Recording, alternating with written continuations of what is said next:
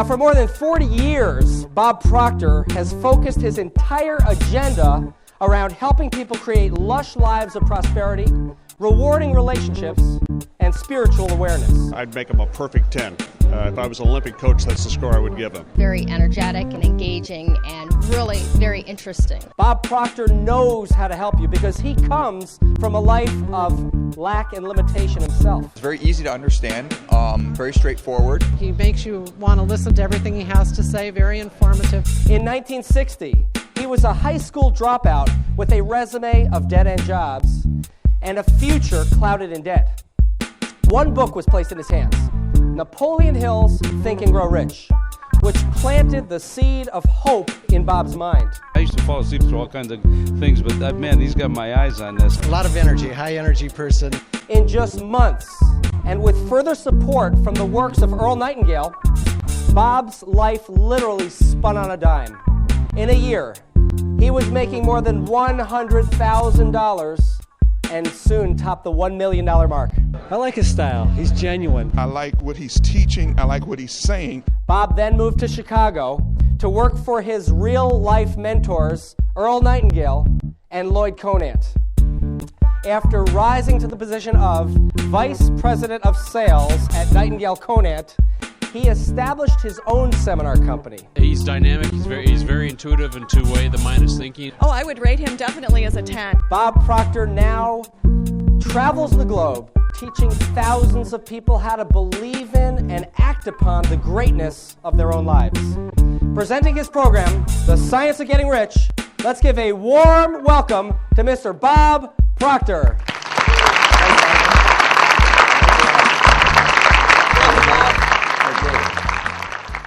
Good afternoon. This is a neat seminar set up here.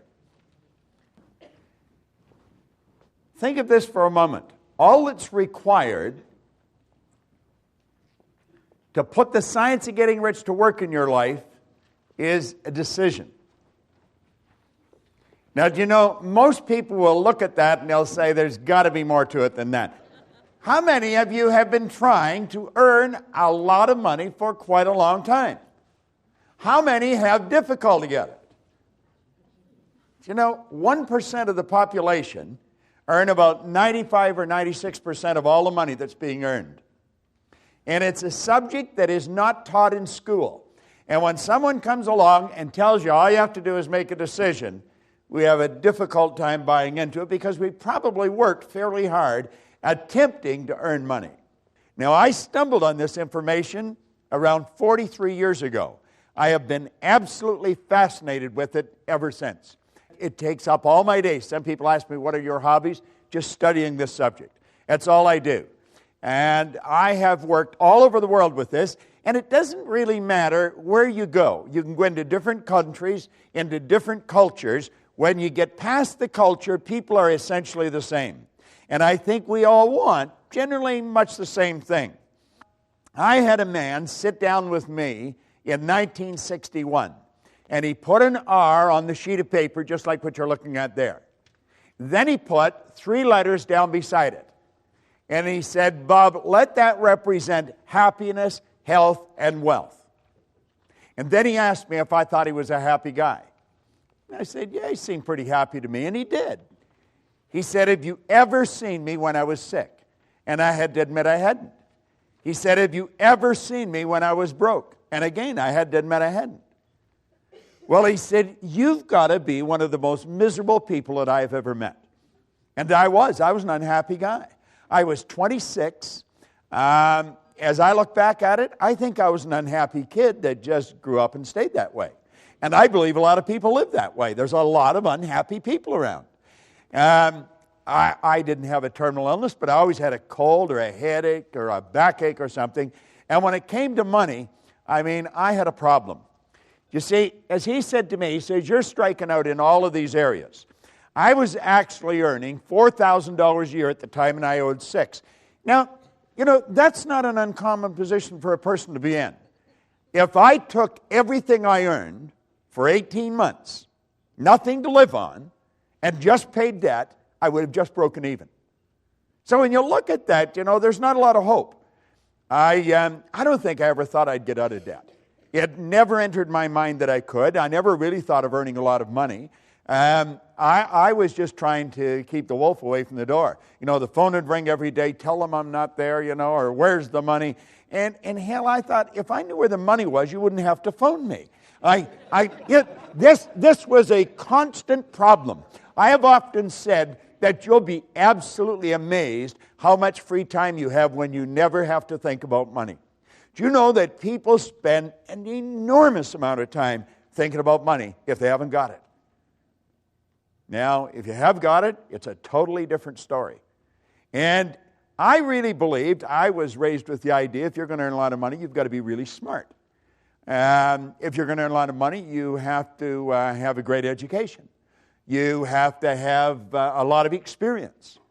But that's not what this man told me. Now, that's the man that I sat down with. His name was Raymond Douglas Stanford. Now, he's been gone for a long time. But that guy made a bigger difference in my life than anyone that has come into my life since then. Now, the little boy that he's holding, I named Raymond Douglas Proctor. That's my son. Now, that little boy today is 6'5". He weighs 240 pounds, and he has no hair. He has 3 little boys that are all bigger than him. So you see, I'm going back quite a ways. But this guy, he really woke me up. He asked me some good questions, and he got me thinking. Now, this is the one thing he asked me. He said, or suggested, and I found this in a book by Vince Rowazi over here in Philadelphia. He said, to change your life, you have to change your life. Now, that sounds like a play on words. It did to me the first time I looked at it, but that's not a play on words. That is so basic, and it's so misunderstood. Now, we're going to go through 2 parts here. I understand there's a break, so we're going to go to a certain point in the break, and I'm going to share some ideas with you on what can be done. And then after the break, I'm going to show you exactly how to do it. Because it's an inside job. And we're forever trying to change things outside, and that's not where it's at. We keep gathering information, and it doesn't do it. I would imagine that most of you have been to a lot of seminars. I would imagine that most of you have a pretty fair collection of self-help material, books and CDs. Michael was talking about people coming to these all the time, and I said, well, that's the way I am. I've been coming to them. I'm a seminar junkie, and I've been that way for 40-some years. And I just can't seem to get enough of it. I think once we get hooked on the idea of developing ourselves, we never get away from it. And the people that are not hooked on the idea, they think we're a little crazy. But I wouldn't want to live in the world they're living in. Do you know, back in 1970, I had the pleasure of being on a program in Chicago with just an incredible man. He wrote a book called The True Believer, Eric Hoffer. And he said something on that program that stuck in my mind.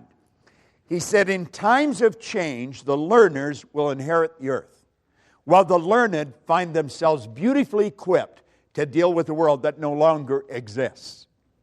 Now, run that through your mind for a couple of minutes. Yet in times of change, the learners will inherit the earth. I took that to be metaphorical, that we'll be happy, healthy, and prosperous. While the learned find themselves beautifully equipped to deal with the world that no longer exists. You see, there's no such thing as a learned individual. There's no such thing as an educated individual. That's a misnomer. We're either learning or we're not. Napoleon Hill talks about education coming from the Latin educo, meaning to educe, to develop, or to draw out from within. So you see, we don't even have to get anything. As we really start to understand what makes everything happen, we're going to find out that we've already got everything we need. It's simply a matter of becoming aware of it.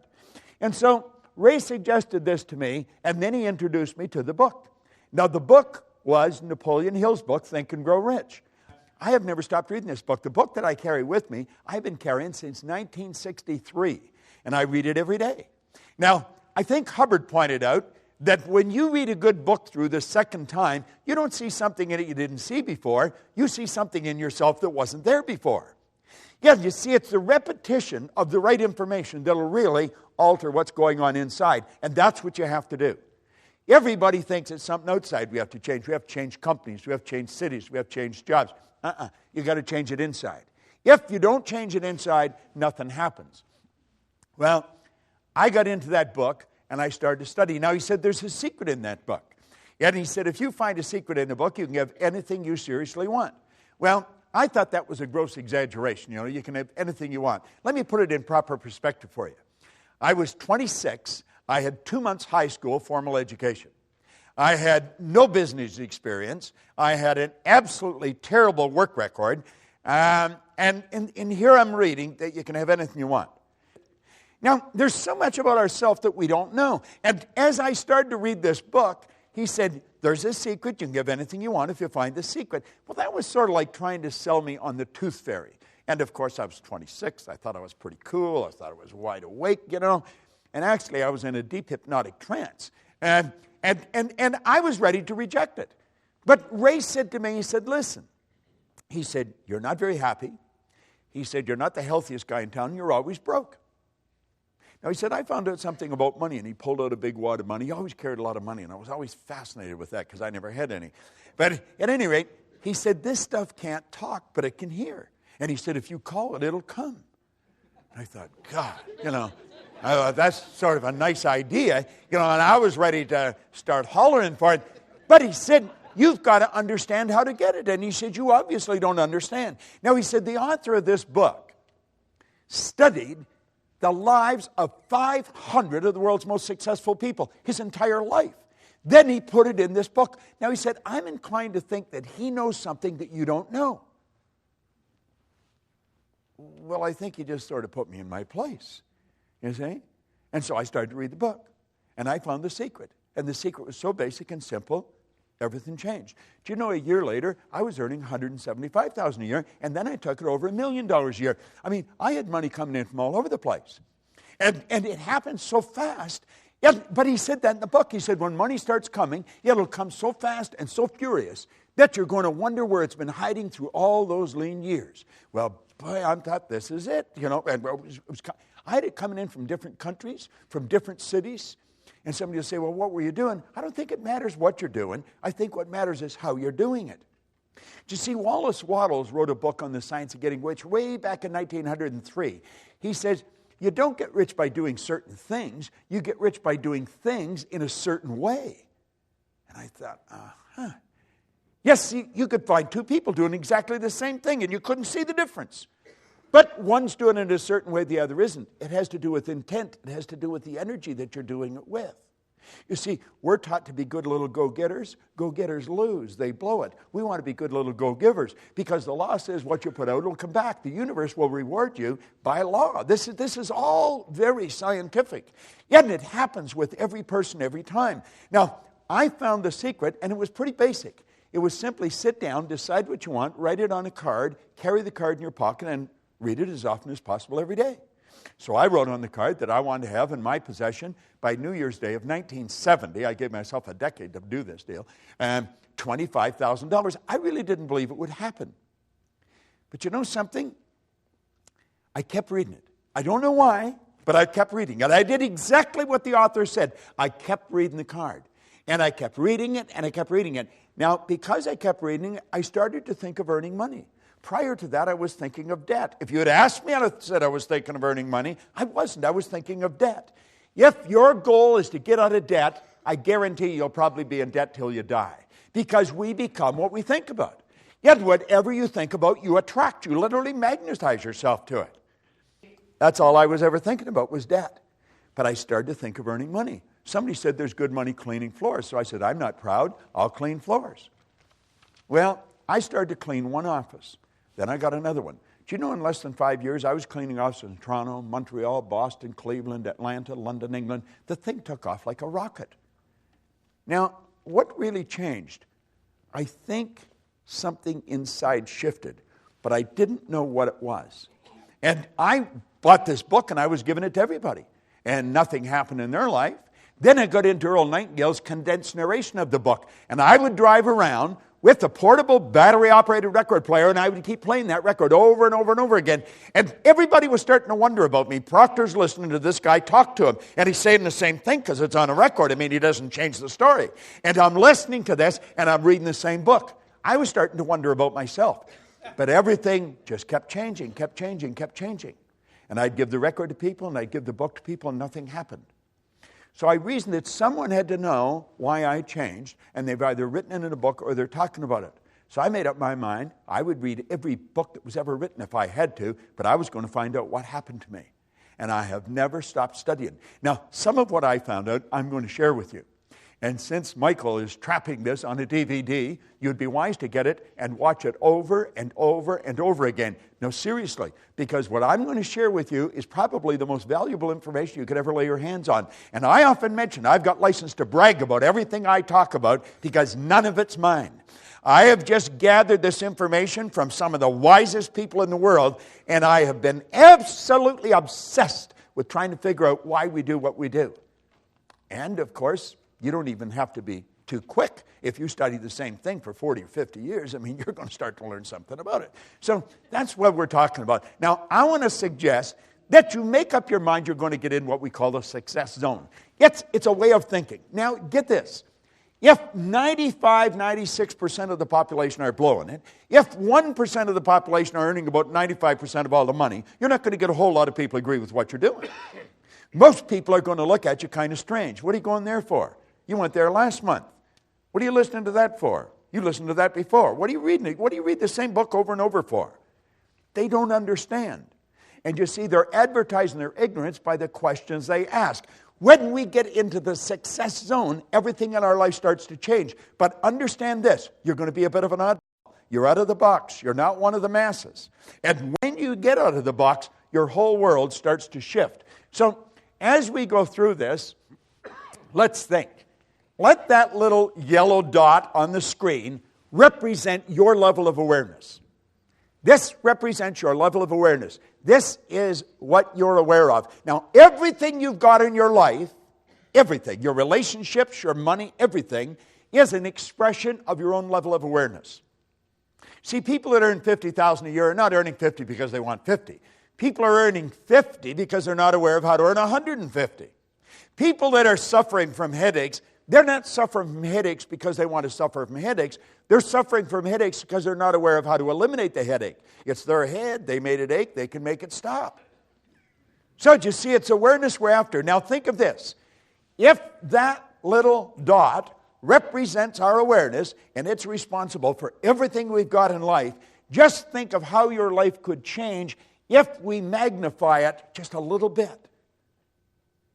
I mean, everything would start to change. Our relationships would change. We would be healthier. We would live in healthier bodies. We would know more people. We'd earn more money. We'd be able to do more interesting things. And if we just increased it a little bit more, everything starts to shift.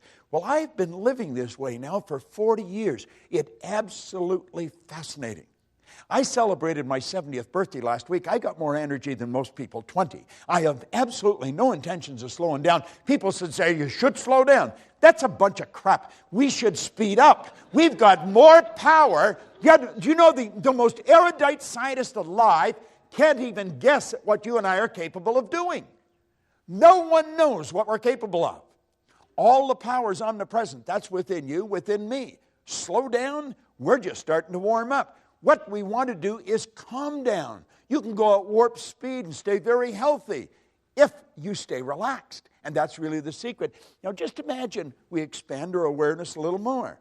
Do you know what this program is doing for you today? It's expanding your awareness. That's what the program is all about.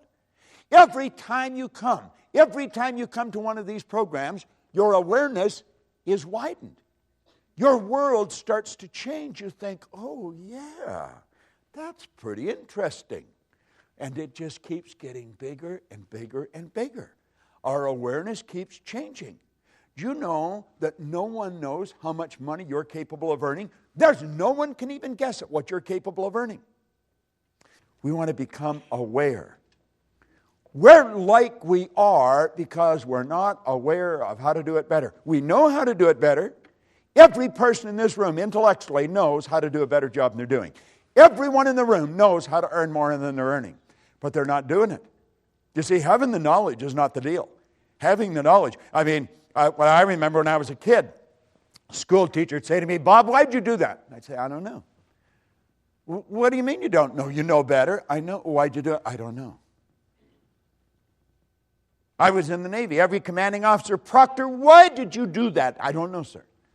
What do you mean you don't know? You know better. I know. Why'd you do it? I don't know. You see, I didn't know why I was doing things. Do you know that we do things that we don't want to do? It gives us results we don't want to get. Yet we do them anyway. Do you know what addiction is? It's never getting enough of what you don't want. Yet a lot of people are addicted to results that they don't want. Why do we keep doing it? You see, I think when we start to see that, that's when we start to become aware of how to take control over our life. And that's really what we want to do. So you see, awareness is the big deal. We want to become aware of the obvious opportunities that are available to us. We are surrounded by opportunity. They're everywhere you go. There is an abundance, there's no shortage of opportunity. We can win, and we can win in a big way. Now, when we lack awareness, we miss the opportunity. I used to always say that, the trick is to be in the right place at the right time. I've been in the right place at the right time many times in my life, but I blew it. You know why? Wasn't aware that I was in the right place at the right time. I had to look back at it. Think of it. There's something else. It's being aware that you're in the right place at the right time is not good enough. You've got to be aware that you're in the right place at the right time. Now, do you know that you're in the right place right now to get some information that will literally transform your life? And it's like I said, I've got license to brag about all this information because none of it's mine. I guarantee you, when you walk out of here at the end of the day, your head's going to be spinning because this is good stuff. What's holding most people back? Here's your answer. It's paradigms. Now, that's sort of a buzzword, but that is really what stops us. It blinds us. Paradigms actually blind us. Now, I'm going to get into paradigms, how they're formed, and what they are, and then how to change them. You see, if you get into books on psychology or psychiatry or behavioral science, you'll get a definition of a paradigm, but it's usually so big and awkward that you don't understand it.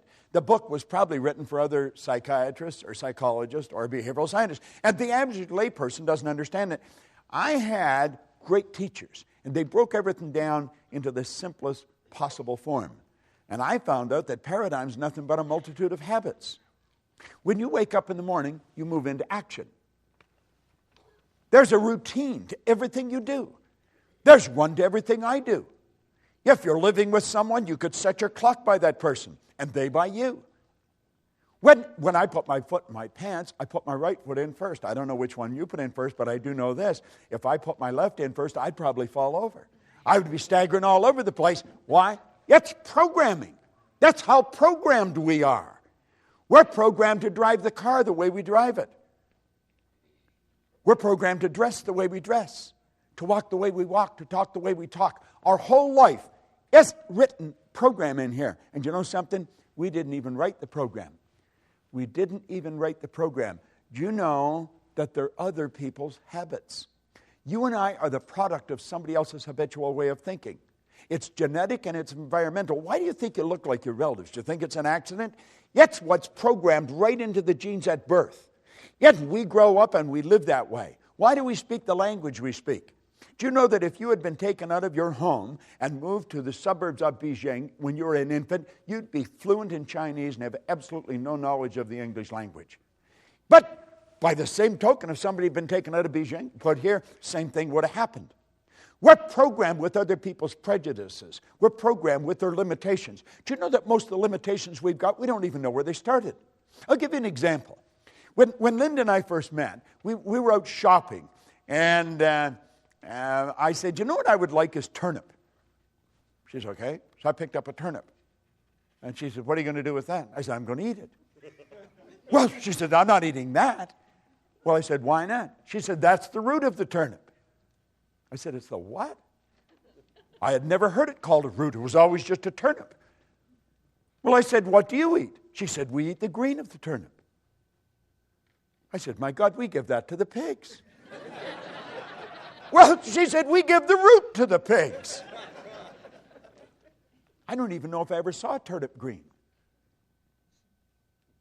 So here we are eating the root, giving the green to the pigs. There they are eating the green and giving the root to the pigs. Now, I was raised in northern Ontario. She was raised in Pensacola, Florida, and Birmingham, Alabama. Two totally different cultures. You see? I put the turnip back. I thought, what the hell? There's no sense in fighting over a turnip, you know. But I'm wandering around the store, yet I'm thinking, who decided we'd eat the root of the turnip? I don't think my mother woke up one day and said, we're going to eat the root of the turnip. I wonder why she ate the root. I don't think her mother did. And then I started to think, I wonder how far back in our family I'd have to go to find out who decided we would eat the root of the turnip.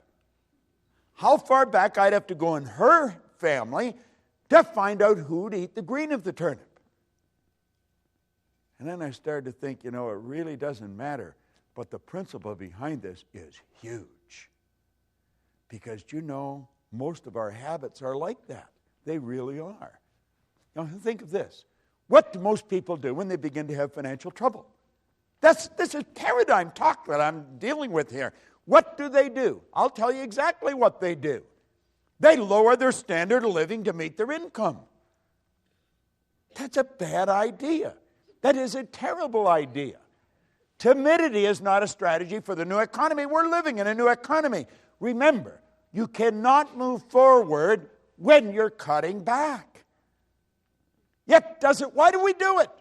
We're programmed. That's what we were taught to do. Anything else is being irresponsible.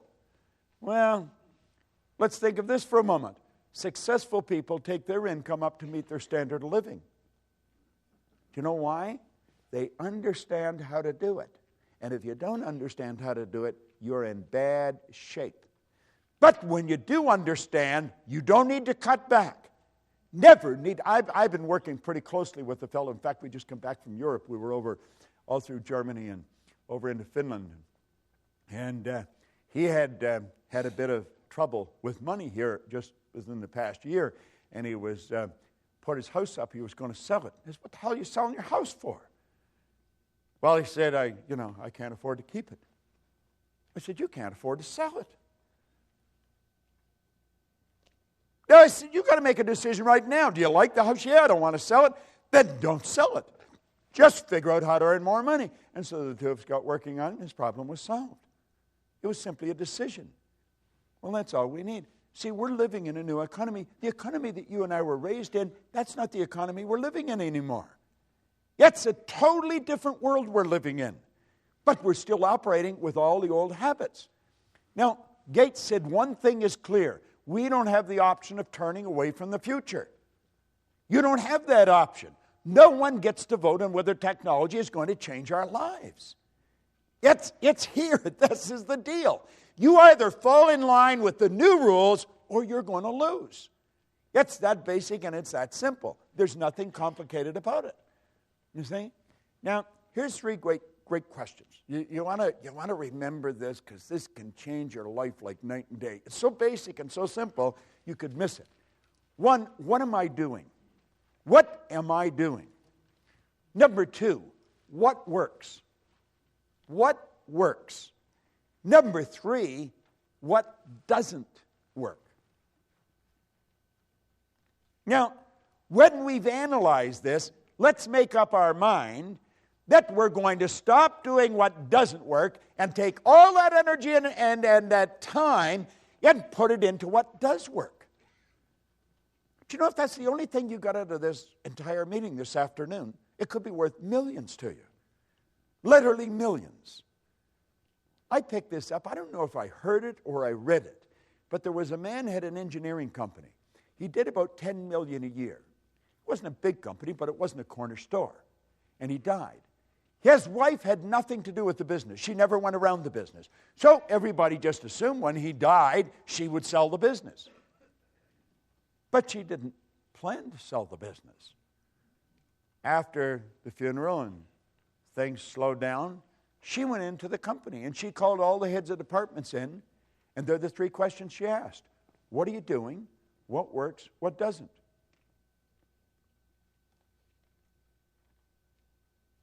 She told them to stop doing what didn't work, spend the time at what does work, and she took the sales from 10 million to 25 million. She just went in every now and then. That's all she ever did. I wonder what would happen if that's all we did. We want to understand and apply, if we really want to get into the science of getting rich, the law of compensation. Now, the law of compensation is pretty clear. There's nothing complicated about it. The law of compensation clearly states that the amount of money you earn is always going to be in direct ratio to the need for what you do, your ability to do it, and the difficulty there would be in replacing you. Now, do you see, if we really study this, there's probably quite a need for what you do. Now, I don't know how proficient you are at doing it. Most people learn how to do something, and then they never improve upon it from that point on. Once we learn how to do it, we just keep doing it at that level. That's why most people read at a grade 7 level. They never learn how to improve upon it. You see? The third one, the difficulty there will be in replacing it. So you see, if you analyze this, you're going to realize that if you just focus on number 2, number 3 is going to take care of itself. Number 1's already taken care of. There's probably a great need for what you do. Now, if we become very, very good at what we do, just keep perfecting what we do. If we sell, let's really learn how to sell. Keep getting better at it.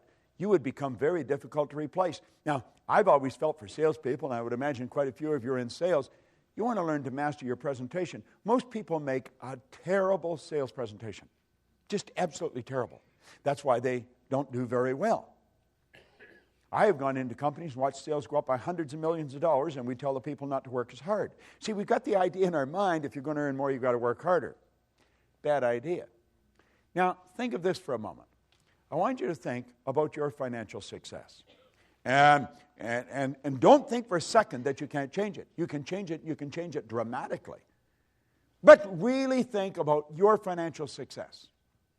You see, these meetings, these seminars, they can change your financial success like night and day. There's nothing that'll do it better because it's information that we're getting about ourselves. Now think of this for a moment. Money makes a big difference in all the important areas of our life. You'll hear people say, well, money's not everything and money won't make you happy. That's an absurd statement. Money was never meant to make us happy. And since it doesn't make any difference whether you have it or not as to whether you're happy or not, you might as well have it. Yet, at least if you're miserable, you'll be miserable in comfort. I mean, there's some consolation in having it. You see? Now, think about it for a moment. Money is meant to make us comfortable. The more comfortable we are, the more creative we'll become. The more creative we are, the more service we can render. The more service we render, the more money we will earn. You see? We want to open our mind to these two questions. Okay? Now, I want you to think about these two questions. What is your name, sir? John. John? John, there's the first question. How would your life change if your monthly income, boom, just like that, became your weekly income? How would it change? A lot more comfortable. You'd be more comfortable. How would you be more comfortable? What would you do different? If every Friday you got what you earned all last month. It wasn't a lottery, it's every Friday. You're not sure, are you? No, you're not. You know something? And that's not unusual. I very rarely ever get a person to answer that question. What is your name? Holly. Holly? Here's a question for you. How would your life change if your annual income, bang, like that, became your monthly income? If on the 15th of every month you earned what you earned all last year? Too hard to imagine. Now, there's two questions, simple questions, no answer. You know why you don't answer them? And you're not an exception to the rule. That's because we never sat down with one of these, wrote that amount, that figure on a piece of paper, and then just think of how to do it. Don't spend any time thinking why you can't, just think of how you can. You know something, you do it. Anybody in this room can turn their, but you're not going to do it by accident. You're not going to do it unless you decide to do it. Now you'll say, I don't know how to do it. Hillary didn't know how to get to the top of the mountain when he went up it either. He didn't.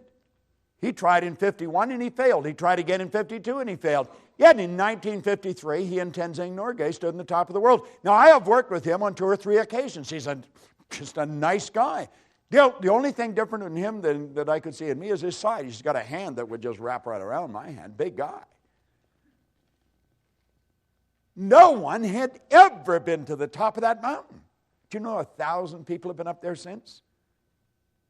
Things don't happen unless you decide they'll happen. Well, anybody could make that happen. I was flying to Kuala Lumpur, back around 1990. And I like playing with words and numbers when I'm on a plane. And I'm not a good flying partner. If you sat beside me, you'd probably think I didn't have any social intelligence at all, because that's my time. And so I sit there and I write words and I write numbers. And I remember I wrote the word commission one time, and all I could see coming off the page was mission. And I made a program called the Mission in Commission. And there is people that all are in the big commissions. They're involved in the mission. They're not involved in the commission. And it's a paradox, you see. Yeah, because they're not doing what they're doing for money, and yet they wouldn't do it if they weren't being paid. Yeah, it's real paradoxical. You could get your head all messed up if you play with it long enough. But I sat down and I wrote a 1 and 6 zeros. And I took a look at it and I thought, $1 million. You know, we've written songs about $1 million. We'll say, what would you do if you won $1 million? Oh, I don't know what I'd do, you know. And we have all these little games that we play. Line up for blocks. I saw a sign coming in here, just driving into town, where they had a big sign up. There was $1 million in the background, and there were 31 million or 390 million or something in a lottery, you know. And there'd be all kinds of people look at that and say, God, would that be nice, you know. Well, anybody can do this. And I got thinking about the people that I knew who had earned $1 million. Hell, I earned $1 million, and I didn't even know what I was doing. You don't have to be very bright to earn money. And there's enough evidence around to prove that. There's all kinds of people that are functionally illiterate. They can neither read nor write. They're multimillionaires. Yet there's people walking the street who are absolutely brilliant, and they're broke. Think about it. That's got nothing to do with being intelligent. It has nothing to do with gender. It has nothing to do with geography. It has nothing to do with working hard. I did a TV show with Robin Leach a number of years ago. He's probably interviewed more wealthy people than anyone alive. He told me the wealthiest people he knows, he's never seen them working. Now, you could be sitting there and thinking, well, what the hell do they do? You know? I mean, that sort of scrambles our head, because we've been trained you got to go to work. Well, here's another one. This is, you know, like the 3 questions. This is another one that you want to burn into your mind. This is something most people don't know. They don't teach this in Harvard. They don't teach it at Wharton. They don't teach it at Eton or Stanford. Hardly anybody understands this. And I understand it. So, I mean, it's not too difficult to learn. There's 3 strategies for earning money. I refer to it as M1, M2, and M3. Yet when I started to explain this to Linda, her head would go, you know, because it's so obvious. Now, if you're going to teach your kids anything, and understand this, what you don't fix, they'll inherit.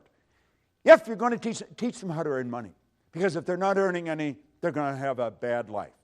People that don't earn money raise skinny kids. I mean, it's just not a good way to live, you know, it really isn't. Now, M1 is used by the masses, but M3 is the one you want to teach the kids. See, M1 is used by 96 people out of every 100. It is without question the worst way in the world to earn money.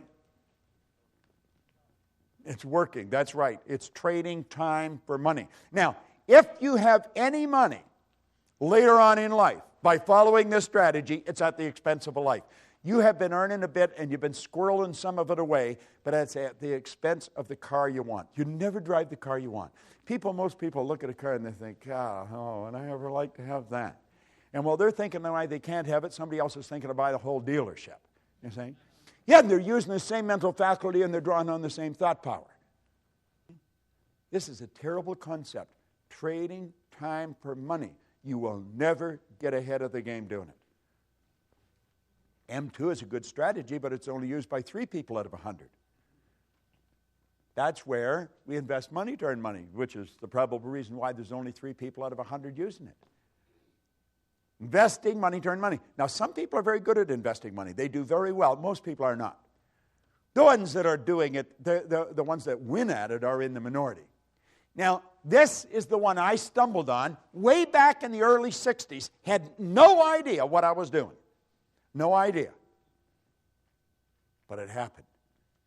I moved from M1 to M3, just woo, like that. It took me 9 years to figure out what I was doing. Did not understand, and yet you see that 1% are 96% of all the money that's being earned. Now this group here, they multiply their time by setting up multiple sources of income. They don't have one source of income. They got lots of sources of income. And you think, well, how do you get to that point? You get there by deciding that's where you're going. I mean, how are you going to get home? Are you going to walk out of this theater and say, God, I don't know what to do? Well, you're either going to go home or go to your office, go somewhere, but you know where you're going to go. And that's how you're going to get there. You're going to think, am I going to walk? Well, I don't think I'll walk. Well, I drive. Well, my car's here. I probably should take it with me, you know. And this is all, it's a process that you do. It's all automatic. This is a process that's automatic. You see, if you can earn 100, you can earn 1,000,000 because you're following a basic principle. You see? It's just a basic principle. Once you learn the basic principle, you're going to follow it. Now look at this for a moment. Your PSI is your psychic source of income. Your psychic source of income. This works for everybody all over the world. See, we should have a psychic. That's what we work at. We wake up in the morning and we start doing what we absolutely love to do. I always find it amusing that I can be so well paid doing what I love. I love doing this. I absolutely love it. Yet, and I earn ridiculous sums of money for doing it. But I'm doing what I really love to do. That's what we should do. We should all do what we love. It's a psychic source of income. We can earn all the money we want. We can stay healthy. We don't need to react. See, if you do something, I react to it, you're in charge of me. The second you react to situations or circumstance or other people, they're in charge of you. So here you are, the only life you got, and it's a relatively short one, you know, and we're putting other people and things in charge of us. We're bouncing around. Our head is like a ping pong ball. That's the way many people live. It's no wonder their body's breaking down. This damn thing is in such a chaotic vibration, it has to break down. It's just a mass of molecules, and you should keep it in the right vibration. To improve your performance, you have to follow the ancient advice, know thyself. Ray Stanford asked me, he said, do you know who you are? I said, do I know who I am? Yeah, I know who I am. I'm Bob. No, he said, that's who you think you are. That's not who you are. He said, Bob and Proctor are just two words. That's your name, but it's not you. I said, what? Well, he said, you're not your name. I'm not my name. Well, that makes sense, doesn't it? I'm not my name. Okay. I said, well, this is me. No, he said, that's your body. You've never heard anybody phone into work and say, body's not coming in today, it's sick.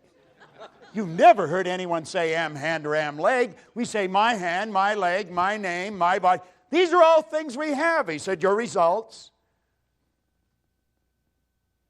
Now I knew I was in trouble. I was 26, I was unhappy, I was sick, I was broken, I just found out I was lost. I didn't even know who I was. You see? Well, if you're going to know yourself, if you're going to change your life, you've got to change yourself. If you're going to change self, you have to know who self is. Now, think of this for a moment. You and I have infinite potential. Now, I said before, I don't know how much infinite is. I just know it's a lot. Has no beginning and no end. That's the potential we've got. We've got all of this power, yet if you watch the way most people live, you would think that they were just about out of juice. A lot of people, when their heart stops beating, it's going to be a formality. I mean, they just sort of sit. They never really get it going. Yet we have infinite potential. We're dealing with something pretty big. If we're going to find out something about ourselves, we have to look at this. You say, this is over my head. No, it's not. I teach this to kids. I got it. This all tied into the science of getting rich. Rich resources are lying dormant within us. Let's look at it a different way. You see? You and I are spiritual beings. There's only two sources of reference to go to find out anything about ourselves. One's science and the other's theology. You'll hear people say they're having a spiritual experience. They're not having a spiritual experience. They are spiritual. They're having a physical experience. We're spiritual beings living in physical bodies, and we've been gifted with an intellect. Most people really don't understand that part. But that's where the power lies. All right? And our emotional state is going to be determined by how we use our intellectual factors. Andrew Carnegie told Napoleon Hill, he said, any idea that's held in the mind, that's emphasized, that's either feared or revered, will begin at once to clothe itself in the most convenient and appropriate physical form that's available. You see, Dr. J.B. Ryan said the mind is the greatest power in all of creation. Very few people understand it. If you go on our website, you just go to bobproctor.com, you'll see a quote there by Dr. John Mike, a psychiatrist from Florida. He said, I taught him more about the mind in 1 year than he'd learned in 4 years of medical school, 5 years of psychiatric training. And what I taught him was just what a Dr. Roeder taught me. I was always amazed by that. I thought, what do they teach you in medical school? You know, and what we're doing is getting in at the non-physical side of ourselves, and that's where all the power lies. It's a beautiful concept as we start to understand it. What do we need? We need understanding. You really want to change your income, you've got to change your understanding. Now, there's only two things you have to know to really make things happen big in your life. Number one, you have to know where you are, and number two, you have to know where you're going. Now, you see, most programs get you focused on where you're going. That's very important that we have a goal. You've got to know where you're going. But what happened to me that was totally different is Ray Stanford got me to focus first on where I was. He got me to look at what I was doing with my life, got me to take responsibility. He said, your results aren't bad and they're not good, they're just results. Nothing's bad or good except our thinking makes it so. He said, you have to ask yourself, are those the results you want? And I said, no. Well, he said, if you will pay attention and you'll do what I suggest, I can show you how to change it. You see? And my whole life started to change. Most people get us focused on the goal. If we don't know where we're at, we're not going to... Let's suppose we all bail out of a plane and safely land somewhere on the planet. Our objective is to get to this room. Now, we know where this theater is. We know where this room is. Our problem is we don't know where we are. Now, let's say it's overcast. We'll build a ridiculous situation. It's overcast. There's no street signs. There's no wind. There's no compass. There's no map. There's no people. But we know we're on the north. I mean, we could be in Milwaukee heading towards the Canadian border. We could be in Los Angeles heading towards Tijuana. You could be in Atlanta heading towards Miami. We could be right outside this theater and walk away from it. If we don't know where we are, it won't matter where you're going. So you see, we've got to take a good, honest look at ourselves. What am I doing? What works? What doesn't? Who am I? And as we really get a grip on this, everything in our world will begin to change. Now, I'm going to run through this very quick, and then we'll have a break, and then I'm going to come back and I'm going to show you some simple things about the mind and how to make the shift that you want to make. You see, what we're seeking always is greater awareness. We're always wanting to raise our level of awareness because our results are an expression of our level of awareness. And the only way to improve results is to increase our level of awareness. All right?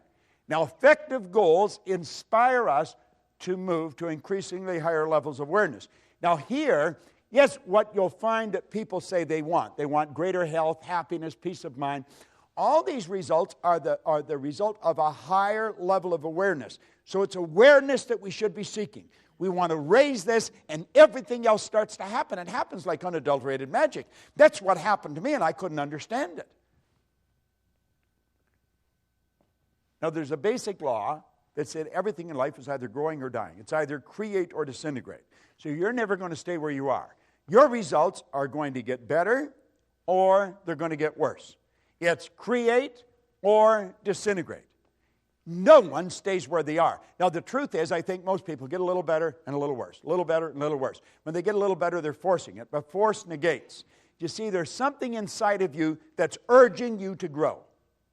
This is the spiritual side of our personality. It's the essence of our being. And spirit's always for expansion and fuller expression. There's something in you that wants you to grow. If you run, you want to run faster. If you jump, you want to jump higher. If you sell, you want to sell more. This is good. It causes dissatisfaction. Dissatisfaction is a creative state. My grandmother pretty well raised me, and she taught me that I should be satisfied with what I've got. Grandma was wrong. I should be happy with what I've got, but never satisfied. It's dissatisfaction that gave us the incandescent light. It's dissatisfaction that gave us air travel. It's dissatisfaction that gave us the internet. All those things were always here. People just became aware of them. The way to fly an airplane was always here. We can go all over the world now. We're not a long ways from anywhere. We're only a short period of time away. But while there's something inside wanting us to grow, there's something else that's trying to stop us. And that's the old paradigm. Now, after the break, I'm going to show you how that paradigm is formed and how we can change it. Yet it's just like magic. And when you do, your whole life changes. Everything in your life changes. Just no question about it. Now, you've got the one side that wants you to grow and the other side that doesn't want you to grow. The old paradigm does not want you to grow. Anyone that has smoked and quit smoking, I used to smoke. I quit years ago. But I remember it wasn't an easy thing to do. It was not. Why? Because it was a habit. Habits are not easy to get rid of. Habits are ideas that are fixed in here that control us. Many of you have gone on diets. You want to lose weight. I'll just toss something in for your benefit. When you lose something, you're programmed to do what? To look for it. Get rid of the idea of losing weight. Release it. Release it. See yourself at your perfect weight, looking good and feeling great. Your whole life is controlled by images. Get the image of the body that you want to live in, of the world you want. Quit trying to lose weight. Just release it and see yourself the way you want to be. Now, goals determine which side wins. The goal must be something you really want. Towards the end of the program today, I'm going to show you the difference between going after what you know you can do, what you think you can do, and what you want. And I'm going to show you why most people never go after what they want. And I'll also show you how to change it, because it's pretty beautiful. Now, at each new level, as we move ahead, every time we move ahead, our conditions, our circumstance, and environment change. As they change, you have to adapt to the change. That gives you the ability then to see the next step of action that's necessary. We'll graphically communicate that a little clearer a little later on. Okay? So here we go. We're moving up. Each time we move to a higher level, the results improve. And it just keeps getting better and better and better. And that's the way life should work. And it can work. Now, you and I think in pictures. We think in pictures. Okay? You don't think B-O-A-T. You don't think G-E-A-R. You don't think F-B-A-T-H or B-I-R-D. You think in pictures. You think in pictures. Now, it's the mind we're talking about. I want you to tell me what your mind looks like. What's your refrigerator look like, John? What color is it? White. 2 doors? Yes. Top and bottom? Yes. Which way do they open? The right to left or left to the right? Left to right. Now, you were mentally in your kitchen looking at your refrigerator, weren't you? What's your car look like? White? You like white, do you? What's the interior? Charcoal gray. Charcoal gray. 2-door, 4-door? 5 doors. Okay. You've got the picture of that in here, haven't you? Tell me what your mind looks like. Gray mush. Now you're doing what probably a lot of people are doing. How many saw the brain when I asked you to think of the mind? Hold up your hand if you did. See, there's a whole lot of people doing the same thing. But your brain is not your mind, John. And your brain is not your mind. Your brain is an electronic switching station that enables you by using certain cells in your brain to alter the vibration that this body's in. The brain is an electronic switching station. No one has ever seen the mind, and that is why most people have such great problem. Because we think in picture. Now, when there's no picture, John, there's confusion. If there's confusion inside, you can make book on the fact there's going to be confusion outside. As we bring the picture to our mind, we bring order to our mind. What did Solomon say? Where there is no vision, the people will perish. Where there's no vision, there's no order. Where there's no order, there's no growth. Well, when you come back, I'm going to give you a picture to work with. And that is what changed my life as much as anything. As I started to see how to work with my conscious and subconscious. Do you know certain things about your subconscious mind? Because you've read about them, you've heard about them, you listened to it on tape. But without a picture, it's just words. You see, when I asked you to think of your car, John, I activated vocal cords. I made a sound. It's called language or words. It was actually a light message. Your hearing sense picked up that light message. It was rifle fired down a nerve passageway in your body. It struck a group of cells in your brain that sound resonated with, all electrical. Those cells increased in amplitude of vibration, and the picture that was in them flashed on the screen of the mind, and you saw the white car and the charcoal gray interior. When I asked you to think of your refrigerator, light message struck those cells in your brain. The picture come on the screen of the mind. When I asked you to think of your mind, you saw your brain. And yet your brain is in your mind. Your brain is in your fingernail. It's in your kneecap. And you know something? You'll never enjoy health if you're not able to get a picture of the mind. You'll never enjoy health. Because good health is when a body is in a good vibration. It vibrates in harmony with God's laws. Most doctors do not understand this. We have taught this to a lot of doctors, and it changes their practice like night and day. It'll change your communications. If you're in sales and you don't understand the law, you're on a hit-and-miss basis, and it'll probably be more miss than hit. When you understand the law of vibration, you're going to understand that you're transmitting through the medium of the molecule pictures into the other person's mind. And you want to put pictures in their mind that are favorable to them if you want them to be favorable to you.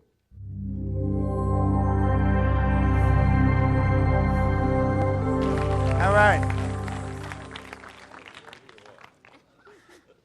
I want you to think now of what we're talking about here, about pictures, about thinking in pictures.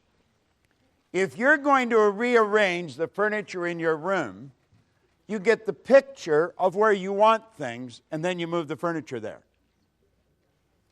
Everything we do it in our mind first. When we don't have a picture, we have confusion. If you try and get two pictures in your mind at the same time, you're in a confused state.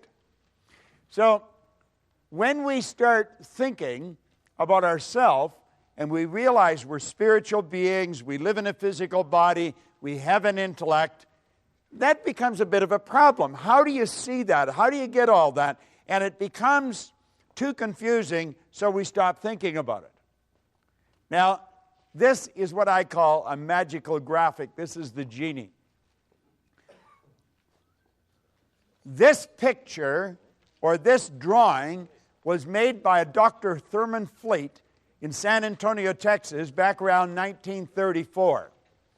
He realized, if we take this back a bit, that most of the healing arts dealt with the physical. If you're treating the physical, you're treating a symptom. You're not treating the cause of the problem. A lot of people are into holistic healing today. That's heal the whole person. And he knew that they had to be healed spiritually, intellectually, and physically. And he knew that there was a problem because of thinking in pictures, and that's when he came up with this concept of the mind. Now, when this was first explained to me, it took me a while to really grasp it because I was getting it confused, different things. So if you look on the inside of the sheet that we give you, you'll see the drawing there, and we'll fill in some of the blanks for you. I let this drawing represent me. If I think of me, I think of this drawing. If I think of the drawing, I think of me. I see my head as my mind and everything else, the neck down from the body. Now, I'm well aware that that's not the way the mind is. Mind is movement. Body's the manifestation of that movement. But since we think in pictures, this is an excellent one. I see the top half of my head as my conscious mind. The bottom half is the subconscious, and of course, the body's the body. Now, it's the mind that controls the body. The body is like a dumb terminal. It will do whatever the mind tells it to do. It can only do what the mind tells it to do. When there's something wrong in the body, you can rest assured there's something wrong in the mind. When you see a rash break out in the body, and we say it's an allergy, you know that there's a problem in the subconscious mind that's expressing itself. All right? It's a fixed concept, and it can be altered. I always say dermatology is the best form of medicine to go into because your patient rarely dies and they never get better. All right? So you just keep saying, try this and come on back for more. Now, the conscious mind is your thinking mind. This is the part of you that you have the ability to think with. Your subconscious is your emotional mind. Your emotions are controlled by the thoughts that you entertain. You choose your thoughts and you think in pictures. You impress the thought upon your subconscious, and that causes you to feel the way you feel. Now, actually, the feeling is conscious awareness of vibration that the body's in.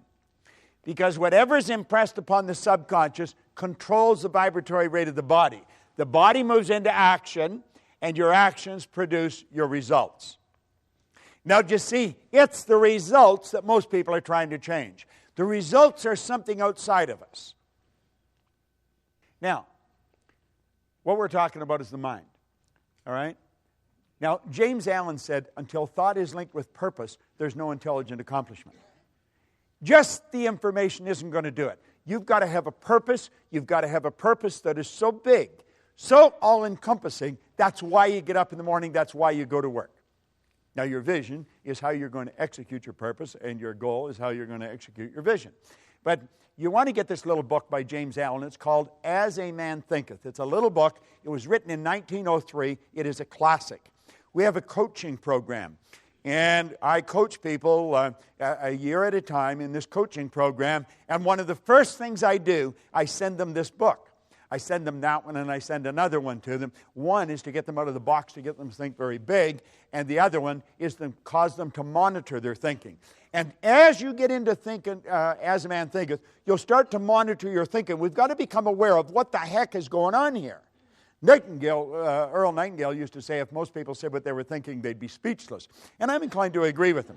You see, we don't want to mistake mental activity for thinking. But at any rate, let's start again. And we'll say, there is the mind, and we'll break it into two parts. Now, this is where it starts getting interesting. I was looking for this book, and I had left it on a chair over here. If you're sitting on that, you've got some great energy flowing through, I'm going to tell you. Now, I have been carrying this copy with me since 1963. You can see I've had it for a while. Now, in here, he said that an educated person is not necessarily a person with an abundance of general or specialized knowledge. An educated person is a person who has so developed the faculties of their mind that they can acquire anything they want or its equivalent without violating the rights of others. How many of you know what the faculties of your mind are? Let me see a show of hands. 1, 2. Isn't this amazing? Hardly anybody knows what they are. How many people have a perfect memory? Just me? How many people would like to have a perfect memory? Now, you see, I want you to just to look around. The audience is from different walks of life, different ages, different gender, and yet nobody had their hand up for a perfect memory. Do you know that every one of us has a perfect memory? Do you know I could teach you how to memorize this book? There is no such thing as a bad memory. There's only weak memories. Memory is an intellectual factor.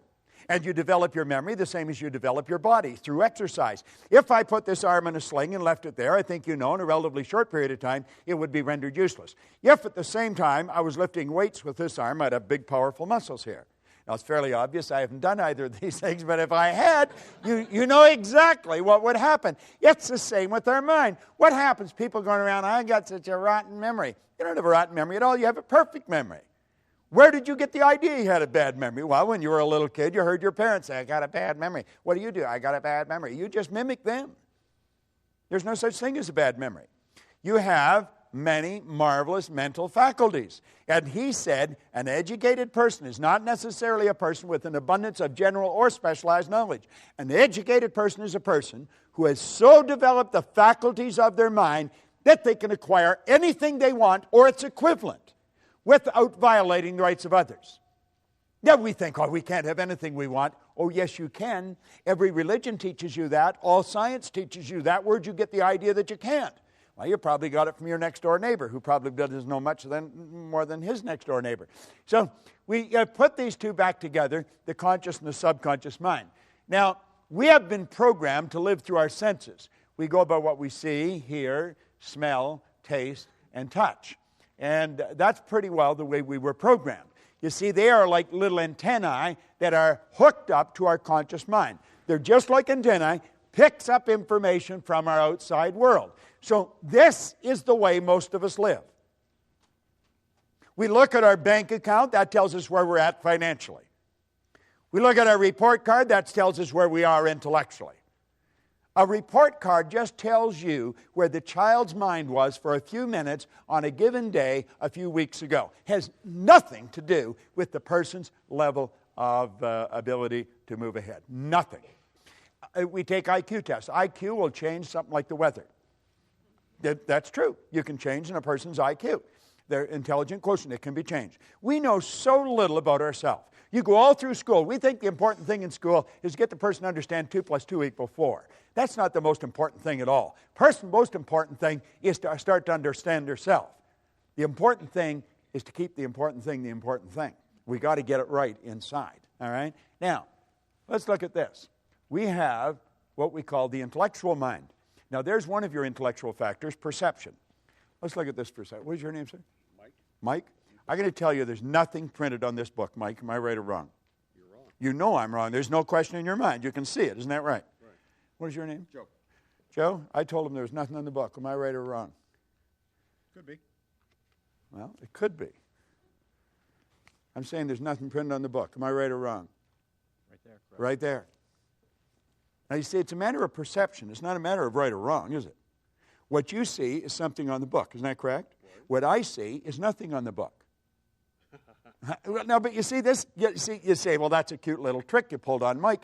But it's not really a trick. It's a natural law of the universe. It's perception, and it's the law of opposites. Polarity is a law. Like, I'll tell you that's the right side of the book. You know it's the left. Isn't that correct? Right. There's an inside and an outside. You couldn't have one without the other. If I sliced the right side off this book, and I kept doing that until I took the last slice off, I've also gotten rid of the left, haven't I? That's a little difficult to grasp. If I kept slicing the right side off the book.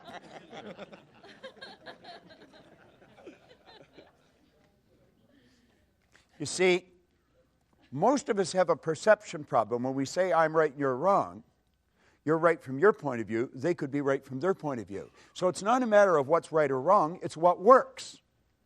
That's the most important. Would you agree with that? What works? What's going to improve? Do you agree, Mike? It really is. That's the important thing. Now, take a look at the next one. Oh, back that up. Is the will. The will gives us the ability to concentrate. All right? The will gives us the ability to concentrate. I've got a couple of statues of Napoleon in my home. And I think that I have them there for a reason. He reminds me of what I do and what I don't want to be like. Napoleon had a very powerful mind. I don't think he was a very nice guy, but a very powerful mind. One of his biographers called him organized victory. Another one said he had immense capacity for sustained concentration, highly evolved will. The will gives you the ability to hold one idea on the screen of the mind to the exclusion of all outside distractions. The will is what you use when you concentrate. And through concentration, you increase amplitude of vibration. Your energy is more powerful. Okay? Now, the imagination, he'll say it's the most marvelous, miraculous, inconceivably powerful force that the world's ever known. And we've all got one. Let's start using it. Now, we take memory. Memory's perfect. We know what the memory is. It's a matter of developing. Now, your intuition, it's called an intuitive factor. And you develop this intuitive factor, and you're going to find that you'll just be aware of what's going on around you. You can read people like a book. And the last one, of course, is reason. Now, understand this. Yes, you watch this DVD, and you want to put it on and watch it, and you want to get it, and you want to put it on, and you want to watch it over and over and over again, because what we're going into now is very important, and most people never understand it in their entire life. It costs them millions. I could earn $1 million so easy it would make your head spin. Earning money is a simple thing to do when you know how. If you don't know how, you could work all your life and not be able to do it. The conscious mind is the intellectual mind, and the conscious mind can think. This is really important that we understand this. This is what most people do not do. You just watch the average person. They'd never do what they're doing if they were thinking. They'd never say what they're saying if they're thinking. We have the ability to think. We can tap into an infinite power, and we can build any idea in our mind. Now, every great leader, as far back as you can go, have taught us that we become what we think about. What do you think about? All right? Now, you have the ability to accept or reject any idea that comes along. So if you're listening to the news or you're reading the newspaper and they tell you that the economy is going down, you might say, for you, but not for me. This is going to be the best year that I've ever had. During the Great Depression, there was all kinds of people earning millions. Not everybody lost their money. You see, I'm not trying to flatter you, but coming here, yes, one of the most brilliant things you can do. I was talking to a lady right here at the break, and she was telling me that she got a cassette or a tape from, it was Napoleon Hill's Principles. And she was listening to them. She says, things were going really great. And she said, for some reason, I lost it or stopped listening to it, and things started to go in the other direction. Well, we're so influenced by suggestion. Suggestion is one of the most powerful forces in the universe. And you see, if you come here on a regular basis, just when you start to slide off, it'll bring you back on track again. Now, I think you should listen to this stuff every day. We read the paper every day. We eat food every day. We wash our bodies every day. How about recharging our mind every day? We're dealing with the most potent force in the universe, and we're dealing with the mind. Now, your subconscious mind has no ability to think. It cannot choose. It cannot reject. It can only accept. The conscious mind can reject. You want to reject a lot of the things. When people start to complain, get away from them. I don't want to spend any time with anyone that talks about how bad things are or why things can't be done. Your subconscious mind will accept anything, and whatever goes into the subconscious mind must be expressed through the body. It cannot differentiate between what's real and what's imagined. Hold your hand up like that. Come on, everybody get their hand up like that. Put their hand like that. Put it here in your chin for a second. While you do that, now where's your chin? You see? You're thinking. Why did we go here? Because I went there. If I said, let's follow me, and I went off a cliff, would you go? We have a tendency to go by what we see, hear, smell, taste, touch. We do not think. You know that's not your chin. You say, well, you put your hand there. There we go. You see, that's the defense. They did it. All right? Your subconscious mind will accept anything. Now, this is how you and I arrived on the scene. A baby, when a baby's born, its subconscious mind is wide open. You can put anything in it you want. The baby's mind is wide open. Every thought that goes on around the baby is going right into that baby's mind. You were a baby. Go back and ask yourself, what was the environment like that I was raised in? What did the people work at? What was their attitude towards money? What was their attitude towards potential? Do you see, if we start asking these questions, then we know what's programmed here into our subconscious mind. Now, any idea that goes into our subconscious repetitively becomes fixed in there. That's what we call a conditioned mind. It's a multitude of fixed ideas. Fixed ideas are more commonly called habits, and a multitude of habits are called paradigms. How did we get in the habit of doing things? By the idea going in the subconscious mind. It's the repetition. Do you remember when you first started to drive a car? You probably thought you were going to kill yourself. And so did the person that was teaching you. You know, that's why they were so scared. And I mean, you were having a terrible time. The clutch, the brake, the gas, you know. And now you're steering with your knee. You're looking for a pen while you're talking on the phone. And you're in traffic. It's the subconscious mind that's doing it. When you're on the highway, your subconscious mind is driving. You're not really paying attention. The subconscious mind's driving. Go to pass a transport truck in the rain when there's a heavy overspray. You go from automatic pilot to conscious, and you're holding that wheel. And when you get past, you slacken off and back on the subconscious mind again. See, this is all automatic. Well, you and I were programmed. And the problem is we were programmed with their limitations. Where did they get the limitations? From somebody the same way. We've got to understand this. Someone else may have been responsible for making us who we are. We are responsible for changing it. Now, there is thought. It's a thought powers flowing into your consciousness. You can think anything you want, but the paradigm is going to dictate what you're going to do. The thoughts that you think are largely controlled by the paradigm. See, if you're conditioned, as I say, to earn $50,000 a year, what are the odds of you thinking of earning $150,000? You won't seriously think of, you might dream about it periodically, but you won't seriously think. But you could. As a matter of fact, if you just made up your mind that you were going to, you probably would in a relatively short period of time. If you were going to learn to fly an airplane, what would you do?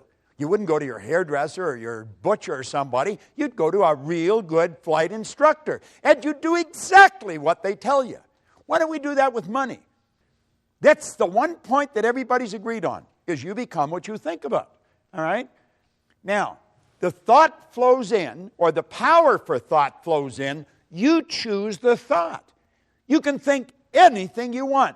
Start to monitor your thinking. And the second you start to get out of the box, the paradigm will cut in. You say, you can't do that. You can't do that. Why can't you do that? Well, you'll come up with reasons why you can't do it. You see? The truth is you can do anything you want to do. Now, paradigms influence your thinking. I'll tell you something else. Paradigms influence what you do. You see, school has been interested in you getting the book into your conscious mind. What is the important thing in school? The important thing in school is that you read the book, you remember what's in the book, and you repeat what's in the book. If you do that, you get the mortarboard of the sheepskin, and they say you're an educated person. There's a lot of educated derelicts walking the street. They remembered what's in the book. It doesn't cut any ice anymore. For a while, we got away with that jazz. There was a lot of money wasted. Companies aren't doing it anymore. If you don't produce, baby, you're on the street. Cry, bitch, complain, do all you want, but you shouldn't have been there. If you're not performing, you don't deserve the reward. It's a simple concept.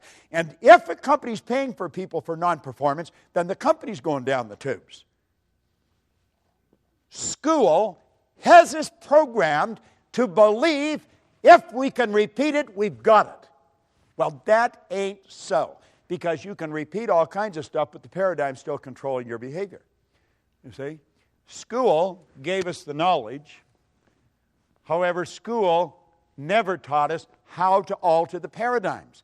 If you don't learn how to alter the paradigms, it's never going to happen.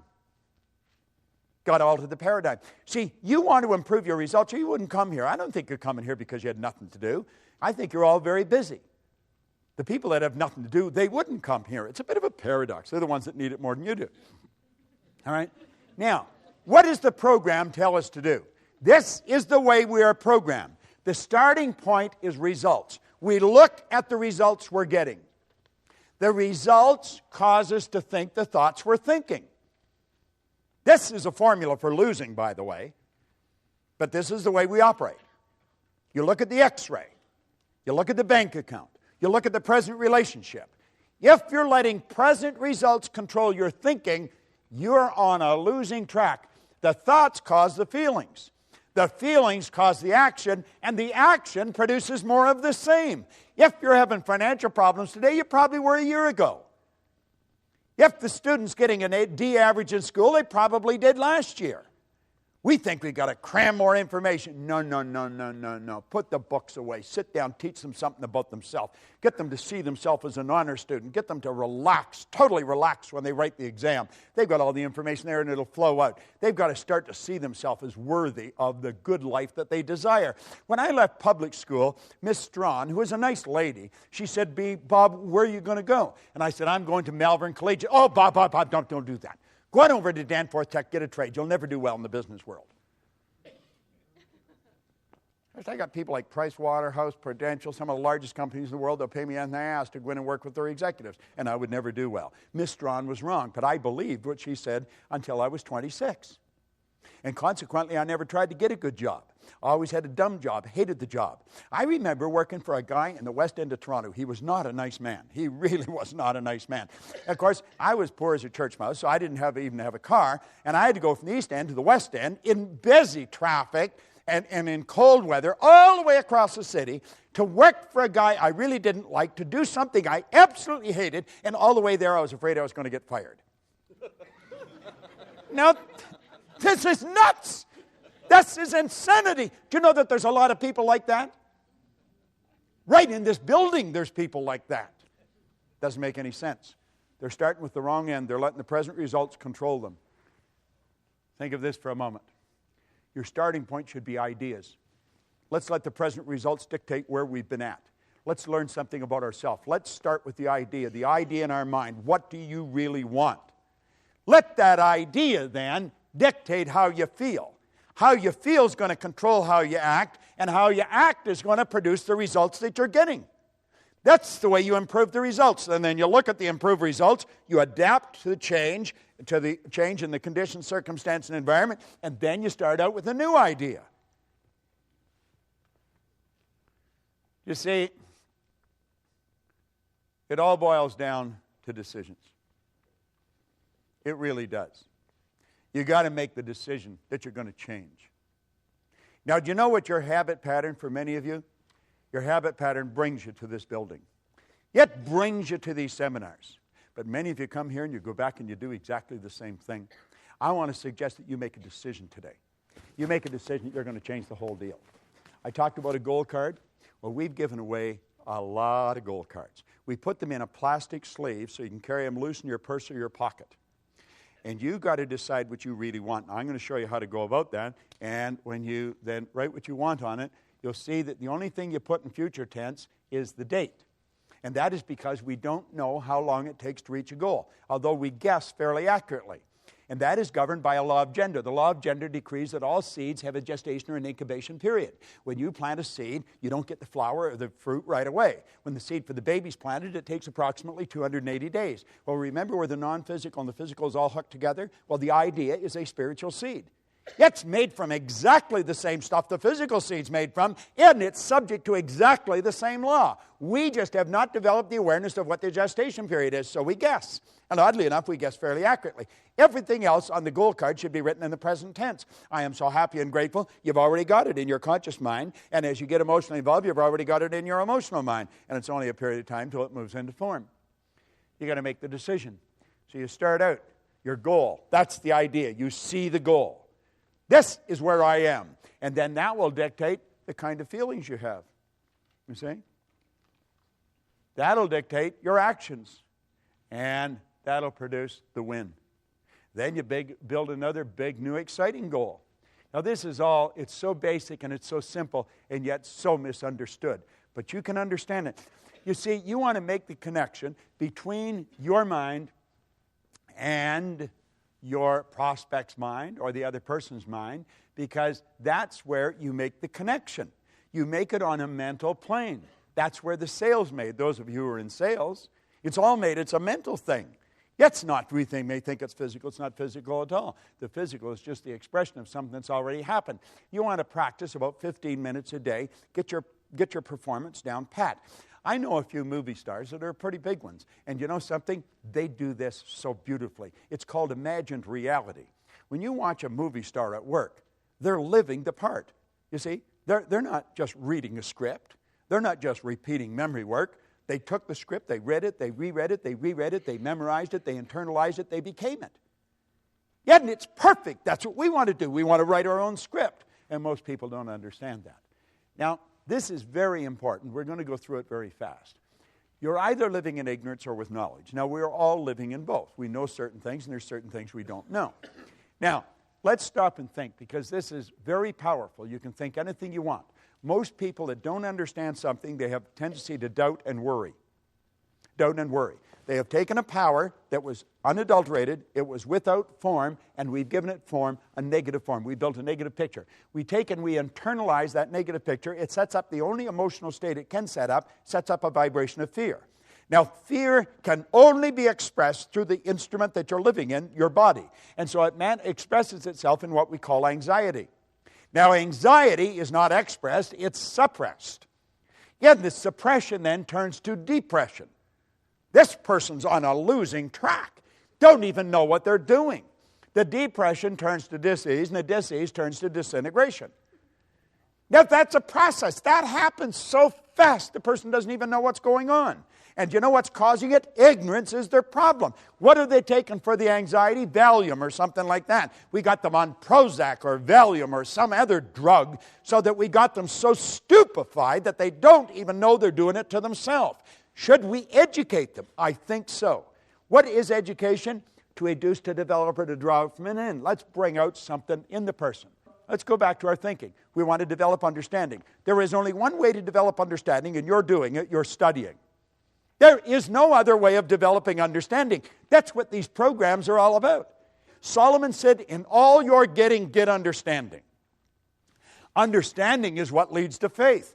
It's the opposite to that demon fear. James Allen said fear can kill you as quick as a speeding bullet, and it can.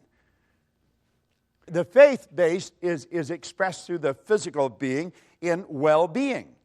Now, the well-being is expressed. You don't hear somebody that's really in a great vibration. You say, hi, how are you? And I'm really excited. You know, they don't do that. You see it in the way they walk. You see it in the way they talk. You see it in the way they meet and greet people. They're alive and they know it. That turns to acceleration. They're picking up speed. This is the way the universe operates. You know why? Because they're at ease. They're not uptight. The person that's anxious and depressed, their body is, it's no wonder their heart snaps. Take your fist and clench it tight and see how long you can keep it that way. That's the way some people's bodies are. Well, you want to put your body in a totally relaxed state. And then this power flows freely through you. No kinks in the hose. And I'm going to tell you, you'll have lots of juice flowing, and you're going to feel like $1 million. And you become very creative. And that's called creation. You see? Now, what do you think about? What do you spend your time thinking about?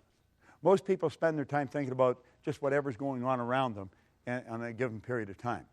Now, we say to ignore the power of paradigms to influence your judgment is to put yourself at risk when exploring the future. This idea of paradigms, you've got to understand it. You want to get back into that stick person. As I say, get that DVD, watch that thing. If you made up your mind, you're going to put that DVD on, you're going to watch it every day for maybe 2 months. Every day. You wake up in the morning, it would be the best investment of time because it's the repetition of hearing this over and over and over again that's going to cause you to step out and change it. Can you change your paradigms? Yeah, you sure can. Yeah, you sure can. And you see, when you know you can change your paradigms, you have hope. See, I was controlled. I was unhappy, sick, and broke, and I was lost. I had no hope. Why? Well, I just couldn't see how it could happen. And you know what Ray gave me? He gave me hope. And you know what happens when you have hope?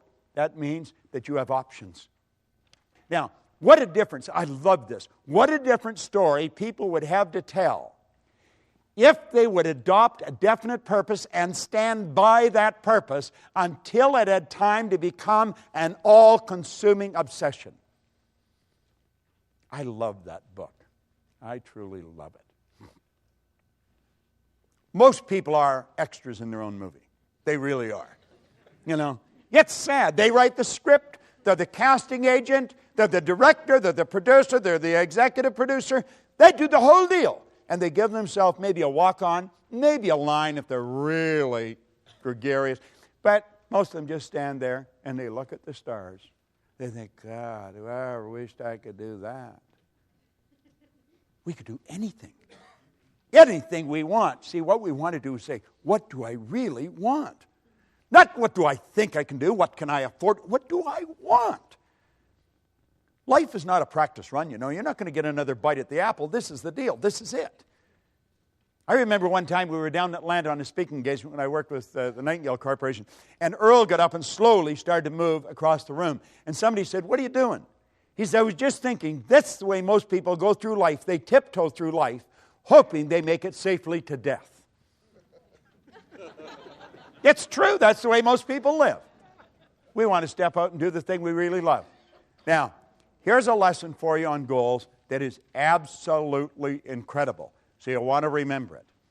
Most people, when they're setting goals, they set goals to do what they know how to do. That way it's safe. They're going sideways, but it's safe. You remember we talked about the level of awareness, how you reach? We said goals are to cause you to stretch. That's the purpose. The goal isn't to accumulate. Money's not to accumulate. I never have enough money. Never. Do you know why? I'm always doing something beyond where I'm at. That's what keeps me growing. I want to extend what I'm doing. I want to get another deal going. And everybody said, gee, Bob, why don't you slow down? I want to do it.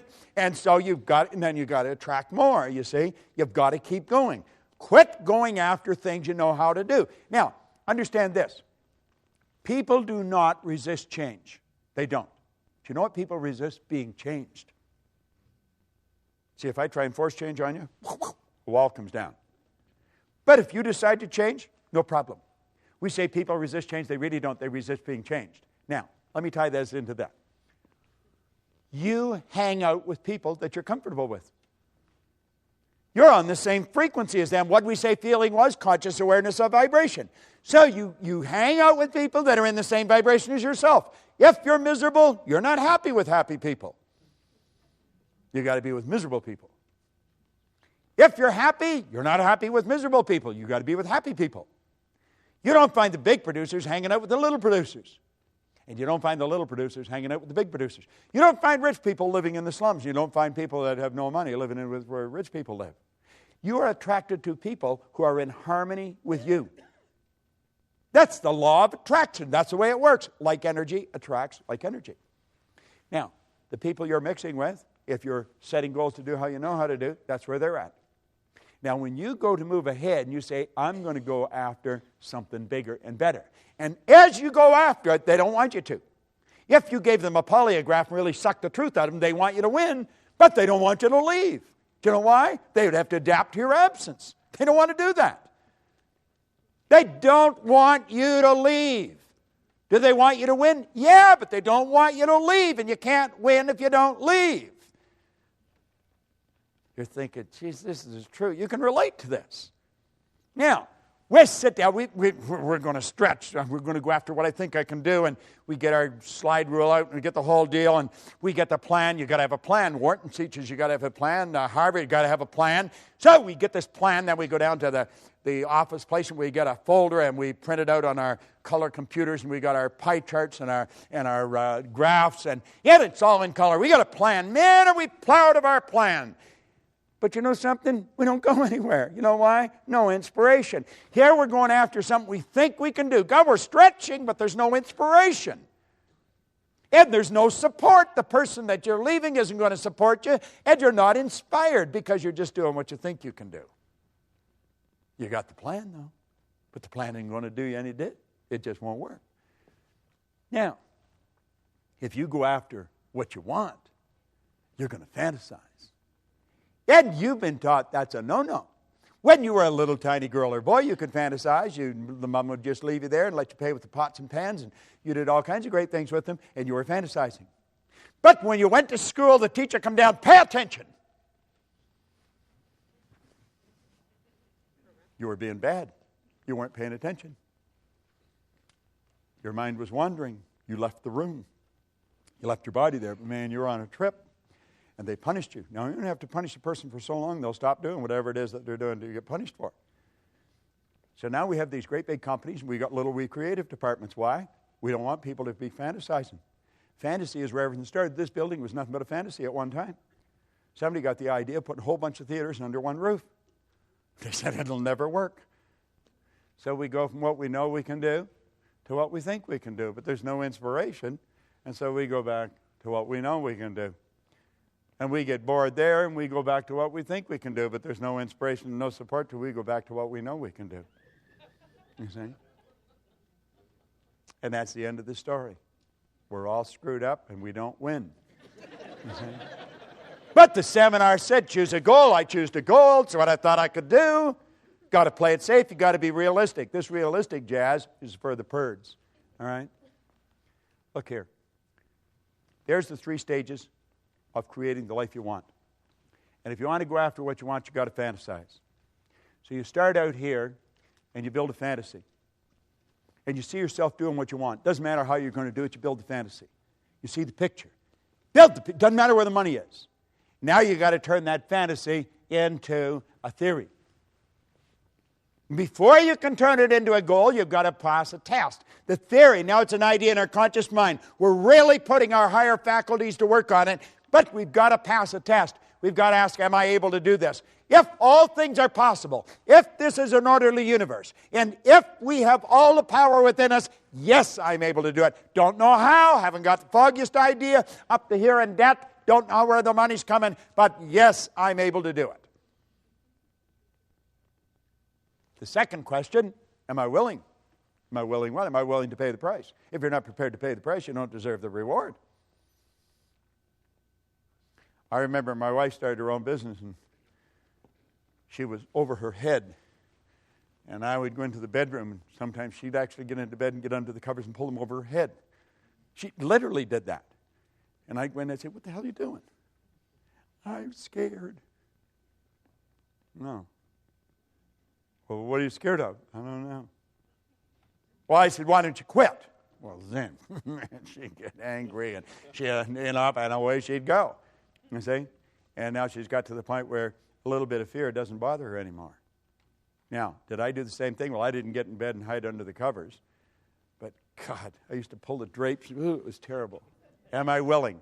You've got to be willing to pay the price. If you're not willing to pay the price, you don't deserve the reward. You've got to be willing to come to these meetings. You've got to be willing to invest in the programs. You've got to be willing to do that. And if you're not, you don't deserve the reward. Now, the second you answer yes to those questions, now you've got a goal and you want to impress it upon the universal subconscious mind. And when you do, the entire universe comes to your aid. That may sound like a bizarre statement, but I'm going to tell you, if I had a year to explain it, I could break it all down. That's exactly what happens. If you have to attract somebody from China, you'll attract them.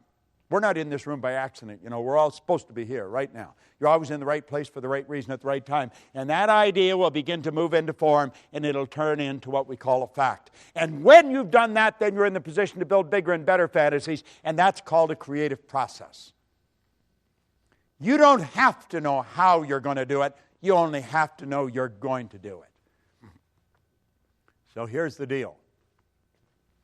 You start out and you fantasize. You see it. You believe it. And you do it. How do you think that guy got up that wall? Do you think when he was standing at the bottom, he knew every step he was going to take to get to the top? Not on your Nelly, did he? He knew that he was going to get to the top of the wall, though. And he said, I'll put this pick in here, and I'll put this one in here. I'll bring this foot up here and this one up here. That's the first step. He adapted to the change in his condition, circumstance, and environment, and then he picked the next step. And that's how he got right to the top of the wall. And that's how Hillary got to the top of the mountain. And that's how Edison built the light bulb. And that's how the Wright brothers got the plane off the ground. And that's how we built the internet. And you want to know something? That's how you're going to create the life you want, a step at a time. Yet you're always going where you don't know, and it's scary. But I believe if you're not living on the edge, you're taking up too much room. You know? You got to know where you're going, and you got to know you're going to get there. Isn't that how we did it? Do you know what Dr. Werner von Braun said when John Kennedy asked him what it would take to build a rocket to the moon? He said, the will to do it. That was it. Nightingale said that success is a progressive realization of a worthy ideal. You've got to have an idea that you really want. It's got to be big and so all-consuming that you don't have time to listen to the ne'er-do-wells. You don't have time to listen to the people that don't have time to live. You see? What do you really want? Now get this. Praxis is the integration of belief with behavior. You say you believe things, and yet your behavior would indicate you've never heard of it. We've got to integrate our belief with our behavior. It's very important. You have your conscious mind, and you build a belief. And you impress that belief upon your subconscious mind. Now, understand this. There's going to be a bit of a war. How many believe what I've explained here today? See, you believe it because you know it's the truth. And you hear the truth, you know it. You see? There's a problem when we go to execute that, and it's the old controlling belief that's in there. We've been taught to believe that there's certain things we can't do. We've been taught that because of this or because of that, it won't work. I'll give you a good book to get and read. Go and read Up from Slavery by Booker T. Washington. There's a guy that, he had all the strikes against him. But he had an image. And he just kept going. And he did whatever he did, and he did it well. He's quoted as saying, if I'm washing floors, when people look at it, they're going to know that Booker T. Washington washed this floor. Everything he did. And that's the way we want to do it. We want to do it to the best of our ability. And we want to gain an understanding. The way to do that is to continue to study. So here's the overview of what we've done. Power flows in. And number one, we build an image. Number two, we plant that image in our subconscious mind. That image then is expressed through the only instrument it can be expressed through, our physical body. That is an absolute law. It is an absolute law. The image you impress upon your subconscious controls your vibration, and your vibration controls what you attract into your life. And you're attracting stuff into your life. Everything that's coming into your life, you're attracting. So don't be afraid to step out. Maslow said you're either going to step forward into growth or you're going to step back into safety. You see? When we talk about the science of getting rich, we want to understand there is a science to getting rich. I want to tell you a story.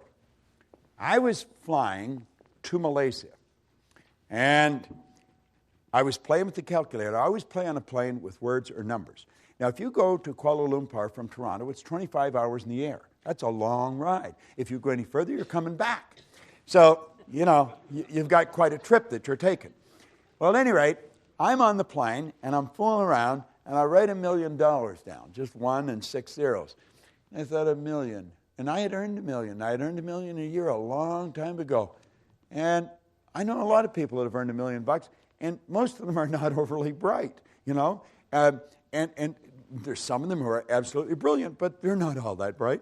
And where I may be fairly bright today, but relative to where I was, man, I'm telling you, I was one of the stupidest guys in town, but I was earning all this money. So it has nothing to do with being bright or anything like that. It's a decision. And so I'm on the plane, and I'm thinking, what do these people do? And I started to think about the people that earn $1 million. What do they do that is so different? Well, first of all, they just decide they're going to do it. And then they step out and do it. And they come from all different walks of life.